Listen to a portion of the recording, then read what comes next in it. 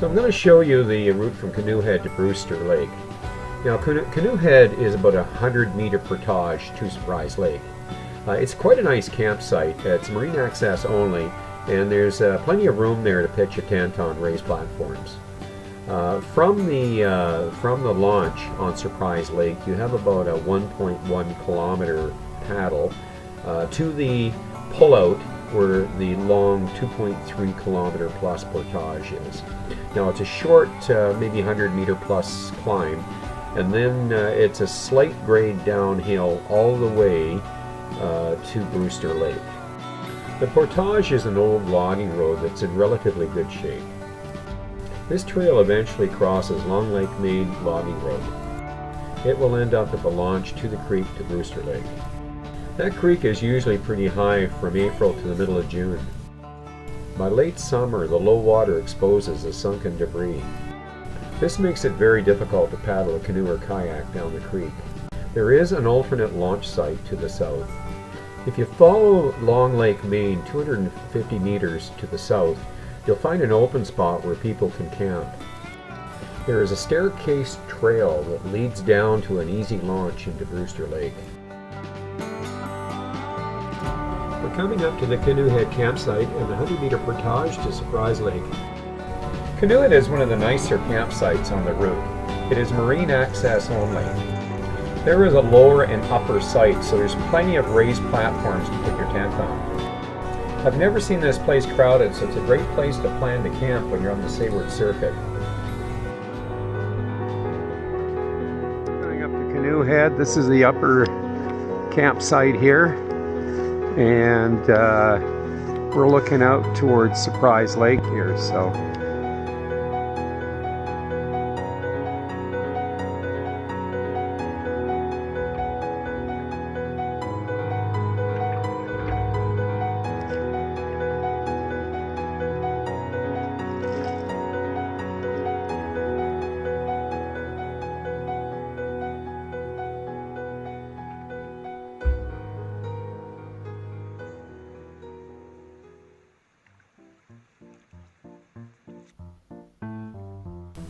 this lake can be great for swimming in July, August.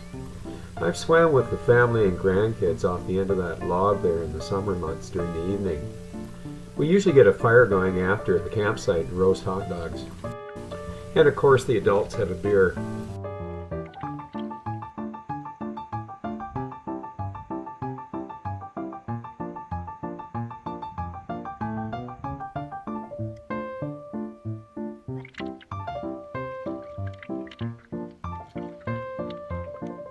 Well, we're on Surprise Lake and we're heading over to the Brewster Portage. It's the long one, not really looking forward to it, just kidding. Anyways, it's just a short shot across here, but that's going to be over 2 kilometers, 2.5 kilometers, that portage. Surprise Lake can offer some pretty good fishing in May for cutties and rainbows. The fish usually average around 12 inches, but I've seen much bigger jumpers in the lake. You want to wear a dry suit or a 4 to 5 mil wetsuit at this time of the year because the lake is pretty cold. If you fell in the water at this time of the year without a suit, you'd probably have hypothermia in 5 to 10 minutes. If you don't have a suit, you better have a dry bag with dry towels and dry clothing. And of course, with the cold water at this time of the year, you should really have a PDF on. Nobody can swim that well when they have hypothermia. I can vouch for that because I've been in this cold water at this time of the year. I paddle pretty much year round, and that's why I invested in a Kokatat dry suit.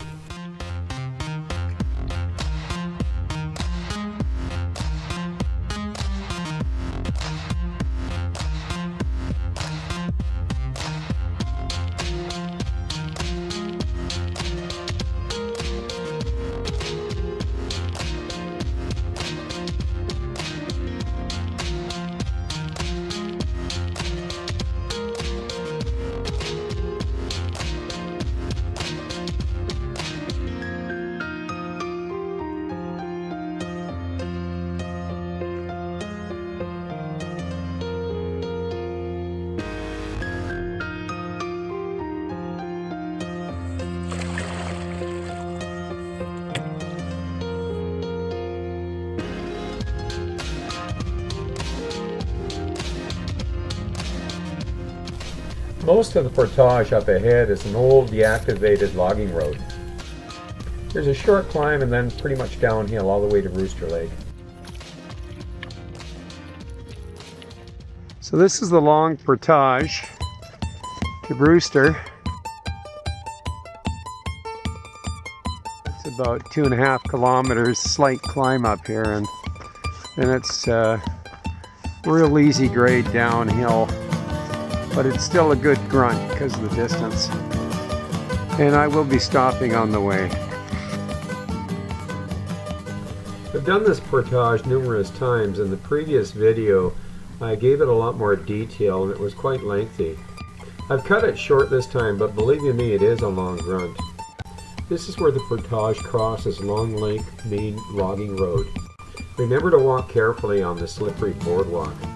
It's only a couple hundred meters where you launch into a creek that enters Brewster Lake.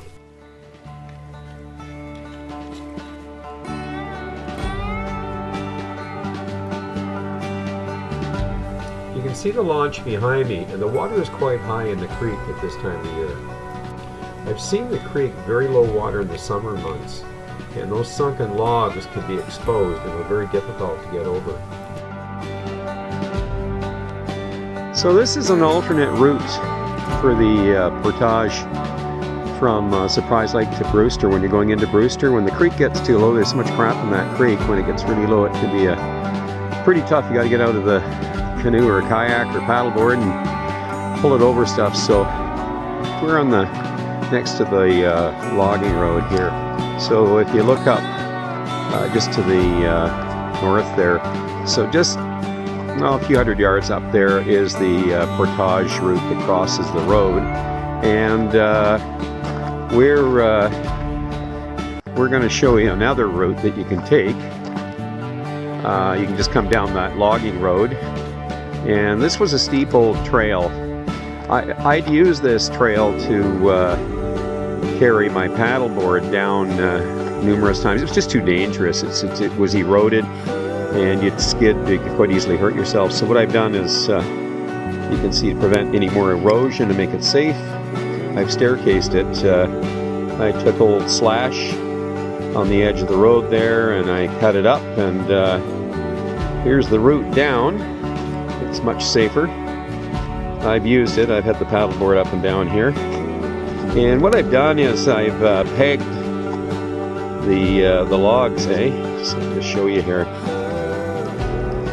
See, there's pegs in on either side there, so, and I've done that pretty much all the way down here. So this is going to make it a little easier if in the middle of summer you are using the portage route and you don't want to go in the creek there because it's a pain in the butt. And this is only a few hundred yards to the south. You just go down the logging road with your dolly and your canoe or kayak, and you're into the lake. And it's a nice launch. It's clean.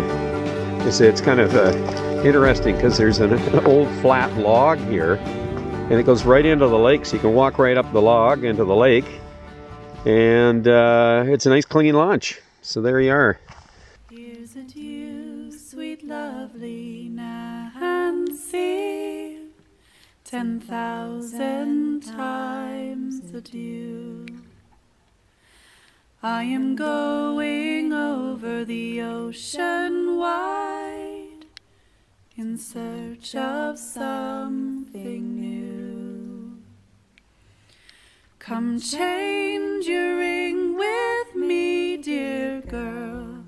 Come change your ring with me, that it might be a token of true love when I am on the sea.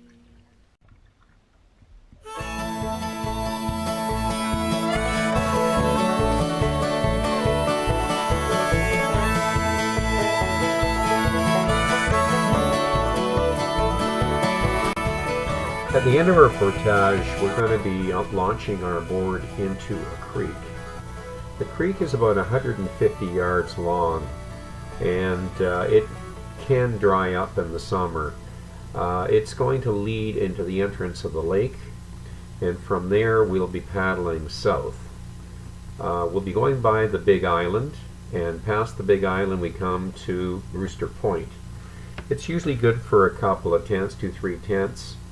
I actually prefer to camp on the opposite side if I can get over there and the winds aren't blowing too strong from the southeast. It's got a beautiful beach, nice cove, great place for swimming, and it has all the facilities. The problem is it is a kilometer out of the way.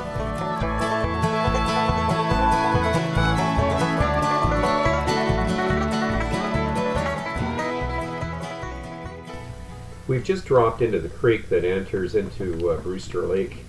It's been raining off and on all day, so it's looking like it's starting to clear up now. It is supposed to clear up later on in the day here. We're just going as far as Brewster Point. We're going to camp there, or camp at the cove, which is on the west side of the lake, which is the opposite side of the lake.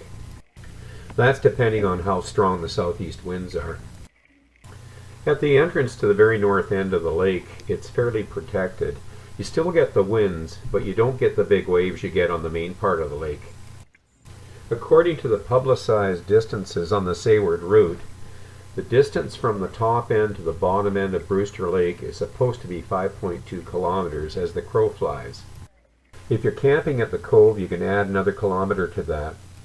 Well, it looks like it's starting to clear up toward the end of the day here.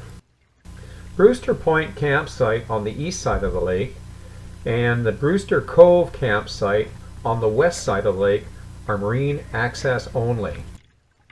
The cove is a beautiful spot, but it is a half an hour out of the way. Heading to the cove in a southeaster at the top end of the lake means you're getting the waves on the beam, which can be nasty. The weather does look good for going to the cove, but I've decided to set up camp earlier and save myself that extra kilometer. So it looks like we'll spend the night at Brewster Point. Well, the blue sky has arrived and it looks like the winds have died down. Well, I've set up my camp and it's turned into one spectacular evening.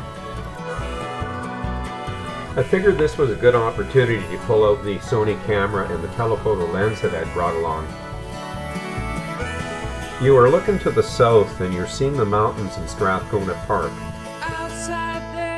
To the south in the center is a stunning view of Mount McBride. I did the arduous climb to the top of Mount McBride about 8 years ago on a very hot summer day. This mountain always stands out whether you're looking at it from Bottle Lake or you're looking at it from the top end of Brewster Lake. To the right or to the west we are going to see Elk Mountain. I've also climbed this mountain on a cooler day in the fall. It's a little easier since there's a logging road that gets you 4,000 feet up that mountain. From the lakes in the Sayward circuit, you're going to find many different and very spectacular views of the mountains in Strathcona Park.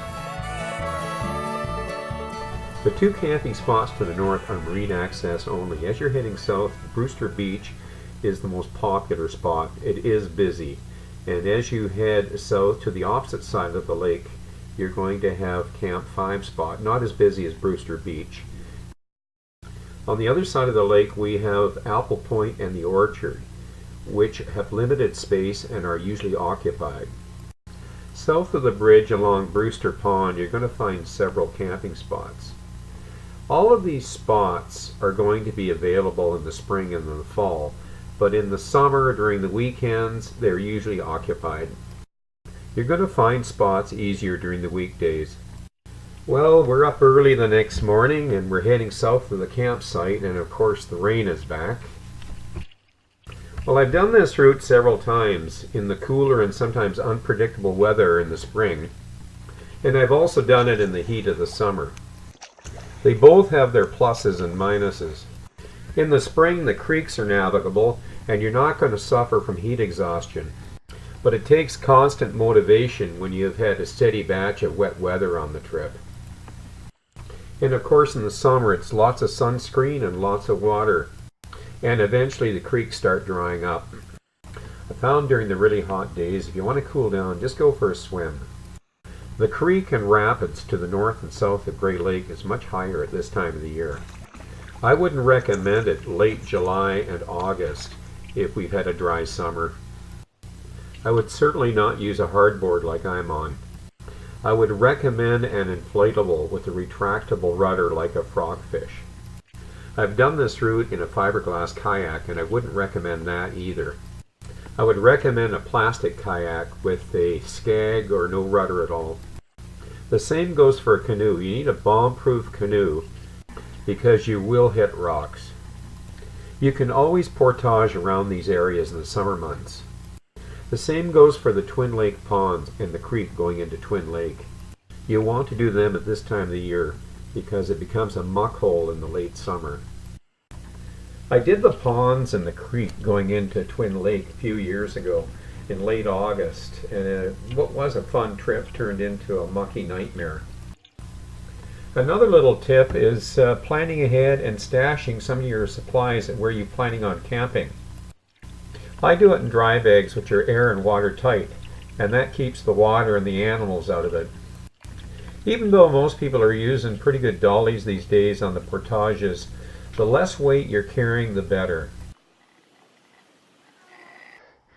Actually I think I see one trailer at the campsite, so not too many people here in May. Well, the rain has stopped and I see an improvement in the weather and actually can see a few patches of blue.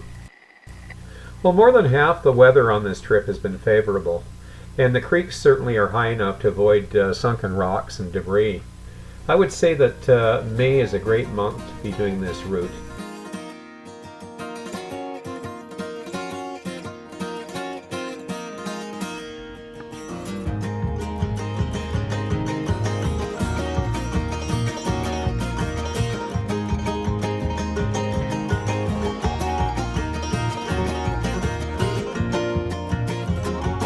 Well, we've come from the north end of the lake, and we're now heading toward the south end here.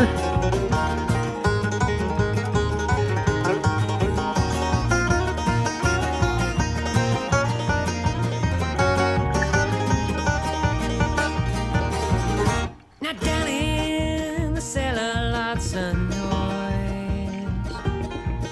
We're going to go down toward the log jam there and the portage that takes us into the little pond that is north of the creek going into Grey Lakes. Just a warning there that toward the south end of the lake there's some pretty mucky sections there toward the log jam. In fact, you know, some people that have actually mistakenly got out there say it's like quicksand. They've been up to their waist in mud, and who knows how far down you'll go. Indigo City, why do you get down? Indigo City, kicking me to the ground.